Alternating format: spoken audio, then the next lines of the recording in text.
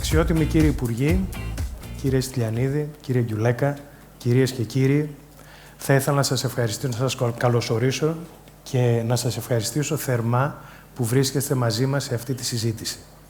Now I will switch in English and I will ask to the Deputy Prime Minister and Minister of Transport and Communications of North Macedonia, Mr. Nikoloski, to join me in the stage.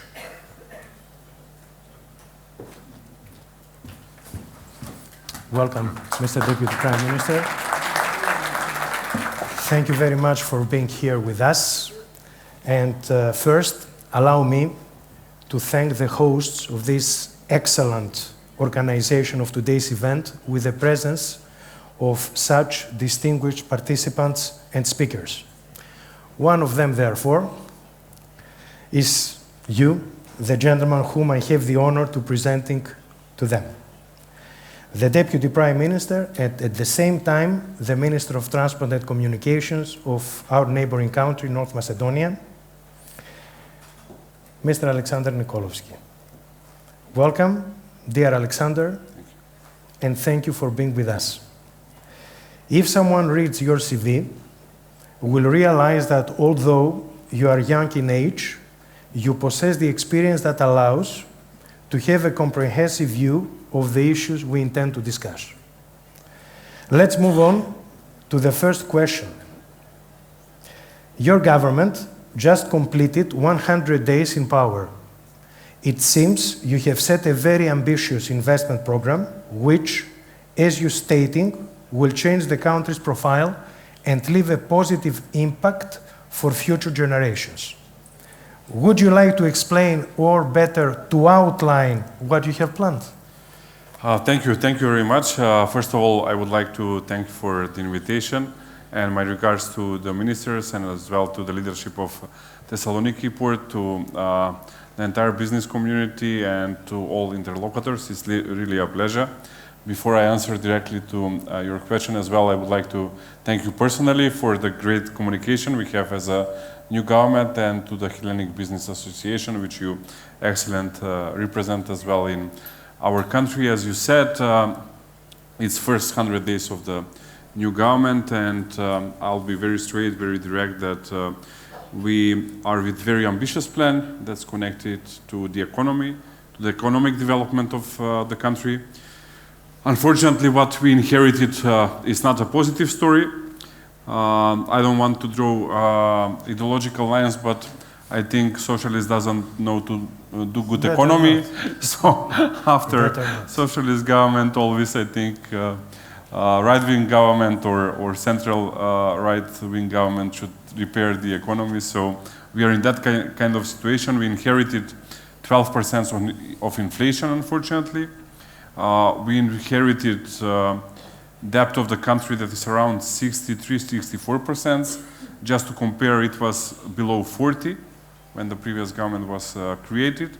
And we are trying to fight as initial these two. These 3 months, already the inflation is down to 2%, which I think is great news for everyone. And as well, we are trying to have growth of the economy that will be between 3 and 4%. This year, we have only 6 months to compete, but next year, our idea is that we will be champions in the region of Western Balkans, and we would like to be #1 country by economic growth, so that is the plan for next year.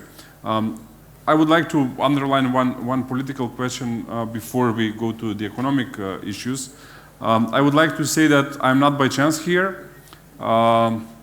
Besides, I'm Minister for Transport and Chairman of the Economic Affairs Committee of the government. I am as well Deputy Prime Minister. And I think good, positive, I would say warm relations between my country, Republic of North Macedonia, and Greece are something that we should see in the forthcoming period. We should be smart enough, we should be intelligent to cooperate, and we should see in the future. It's very natural that our two countries have cooperation. It's very natural that we cooperate. It's very natural that our economies interact. And if you want, it's very natural that we support each other. That is I think, of interest of both countries. It is of interest of Greece that North Macedonia progresses. It is of interest of our country that Greece is developing as well. So, as I said, I am not by chance here. I wanted to be here and to show respect with this, and as well to show a positive sign that the new government wants to have the closest possible cooperation with Greece.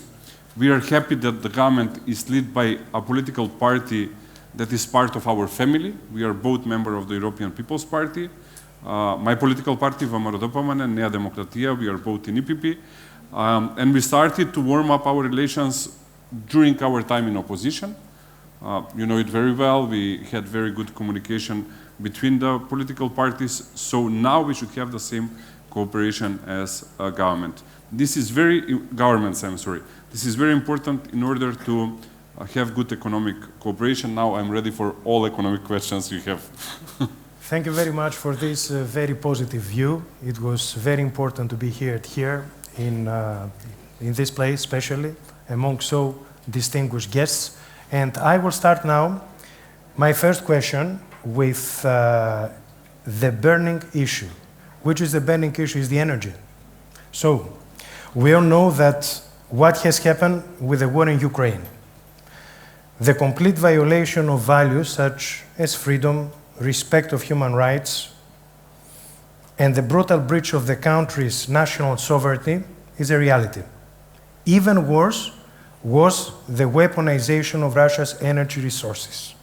The moments are critical, everyone is aware, and demand collective action.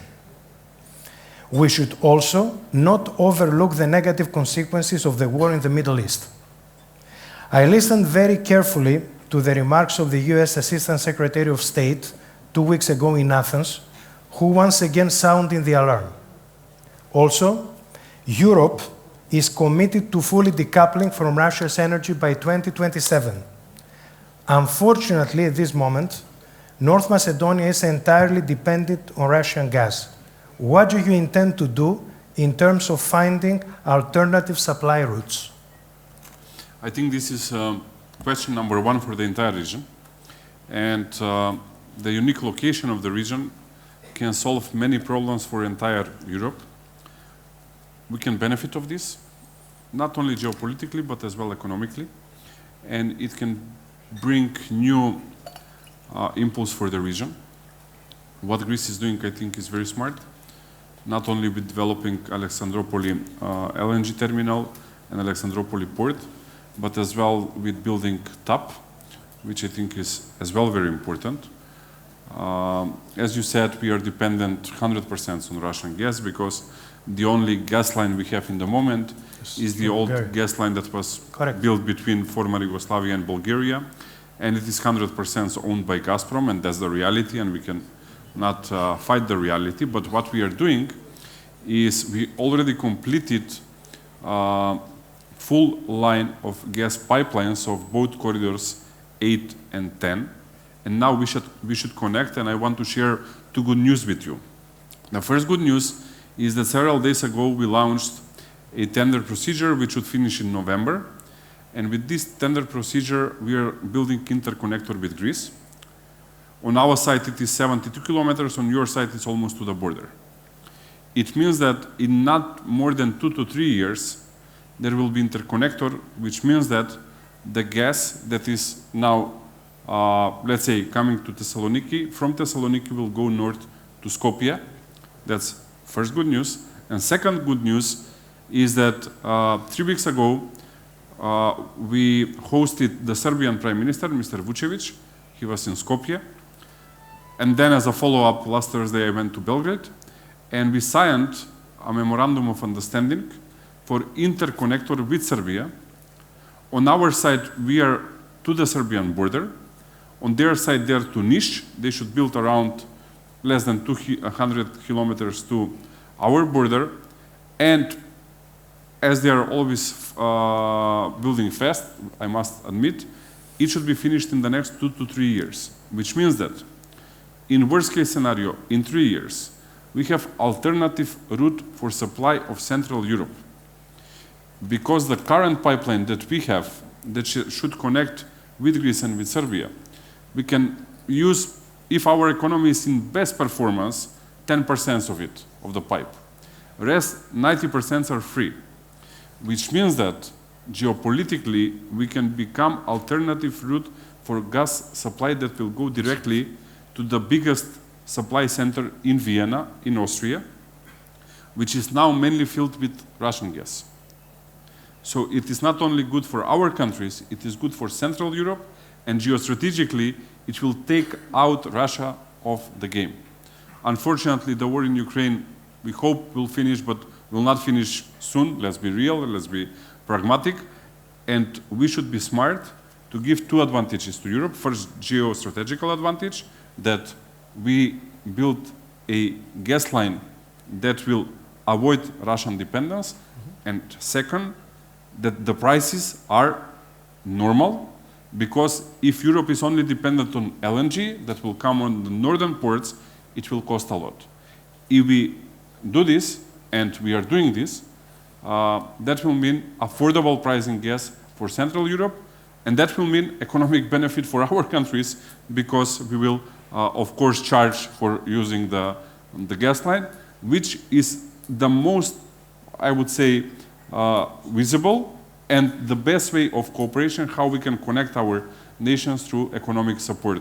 So that's the good news I would like to share today. No, that's very interesting, and from what I've heard, by the end of November, you already launched the tender for this construction between the two countries, the gas pipeline, and by the end of November you are expecting all offers to be submitted, correct? Yes, yes, and I expect in 2 to 3 years to be finished, which means that in 2 to 3 years we'll have line that will go from your border with Turkey, Aleksandropoli, Thessaloniki, north to Skopje, and then Skopje, Niš, Belgrade, Budapest, Vienna. So, to become a hub. Absolutely. Thank you very much. What about the other infrastructure projects? Let's say railways and highways. Well, what is the timetable for completion? I'll be very straight, as that is my character. As I am vice president of our political party as well, I could have chosen any portfolio I would like in the government. I chose this portfolio because I think this is the future of the region. And for us as a country, if we are smart, this is the future for the country, because 3 corridors cross the country. That is Corridor 10, then that is Corridor 10D, and that is Corridor 8. Corridor 8 and Corridor 10 have interchange a little bit north of Skopje. Regarding Corridor 10, regarding the highway, it's a job done. We have excellent highway that goes from Vienna, Budapest, Novi Sad, Belgrade, Skopje, Thessaloniki, and then it goes to Athens. So that is something that is done by pleasant drive. You can go from Thessaloniki to Skopje in 2 hours, if you're lucky on the border. This is another issue that we have to solve. Absolutely. Regarding railway, it's completely absolutely. Regarding railway, it's completely different issue. There is existing railway. It's not something new. You know, Orient Express was passing here, so it's not something that we invented yesterday. Unfortunately, in the past decades, the railway went down, and we have to work on this. My vision is that we will build a fast railway on Corridor 10. We have 2 projects there. The first project is to reconstruct the current line on Corridor 10 that goes from Serbian border to Greek border, and we will start it immediately. There is support from the European Union. We will use the IPA funds, and we will do it. Parallel with this, we would like to build a fast railway that will operate with at least 200 kilometers per hour passenger trains and at least 120 kilometers per hour cargo trains. This is big investment for us. It's around 2.5 billion euro. Huge. In this moment, for the size of the economy of our country, is huge. We are looking for financing in this moment. I'm very positive regarding financing. Soon, I think we will have good news. And next year, we are starting to design. Our idea is total process of design and build to be finished by 2030, so in 5 years. Which means that in 5 years, we will have fast railway from the Serbian to the Greek border. On the side of Serbia, they already finished Belgrade border with Hungary. It will be operational on 24th of November. together with the Greek Minister of Transport, we will go there to congratulate to our Serbian friends. Hungary should finish next year Budapest border with Serbia, which means that Budapest, Belgrade, there will be fast railway next year. Athens, Thessaloniki, already there is fast railway. What we are missing is Belgrade, Niš, Skopje, Thessaloniki. Belgrade, Niš, already the Serbs are building. So what we are missing now is Niš, Skopje, Thessaloniki. On your side, I know it will be fast. I already spoke once with your minister, and they are committed to build it. And if we manage to finish it in 5 years, and I think we will, it will be a huge opportunity. First, we should think about people's human potential. In 1 hour and 20 minutes, you will be from center of Skopje to center of Thessaloniki on a good coffee, or vice versa on a good shopping. Then touristically, it will be fantastic. So passengers from Belgrade, let's say, in 3.5 hours will be on the sea. And most important, cargo, especially for Thessaloniki port, but as well for Kavala port, for Alexandropoli port, will be huge opportunity, because this is my next question. 120 kilometers per hour speed of a cargo train, it will completely shift the reality of Thessaloniki port. It will shift our reality as well, because our idea is as well very pragmatic, and that is we would like along this line on the left and right side to create a free trade economic zones where, like Lego, we will put factories, because they would like to be connected fast. So if we do this, and I believe a lot in this project, and that's why we are ready to finance it with loans, which means ourselves, we will not wait and we will not lose time for grants and for complicated procedures. I think this is the future for the entire region that will completely shift the economy and the politics of the region. Thank you very much. My next question is related to what you said about the port. And of course, you know that the port of Thessaloniki plays a key role in the economic development of your country. It serves as a gateway for goods moving to and from North Macedonia. I would appreciate your comment on this.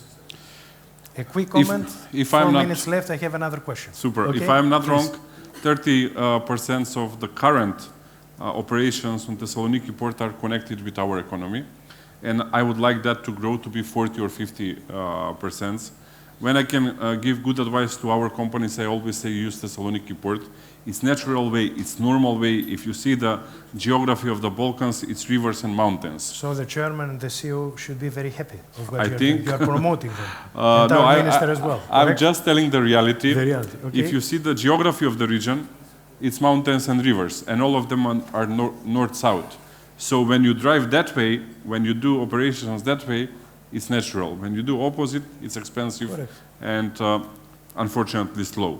So using Thessaloniki port is the most normal thing, not only our Serbian economy as well, Kosovo economy as well can do.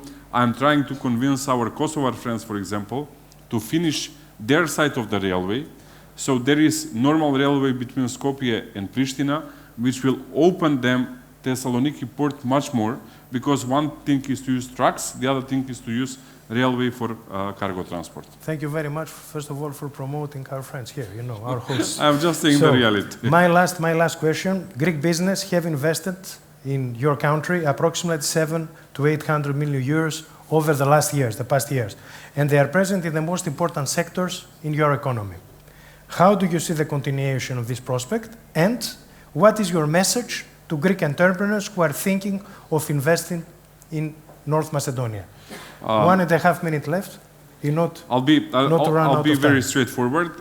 It's priority number 1 for us. In this moment, we have 18 free trade economic zones. If you invest in these zones, the condition is that you export 100% of what you produce, so you do not do competition to the domestic companies. You will receive 10 years of tax holiday, which means that the companies are not paying personal income tax and profit tax. It's 0. Then we are giving subsidies up to 50% of the cost for construction of the facility. And as well, if there is R&D center, we are ready to cover 50% of the cost for the salaries. And it is for 10 years. Correct. Which means that only this is putting the companies that invest in very favorable position. Out of the zones, We have very favorable taxation. We have flat tax of personal income tax of 10% and as well profit tax or corporate tax on 10% as well.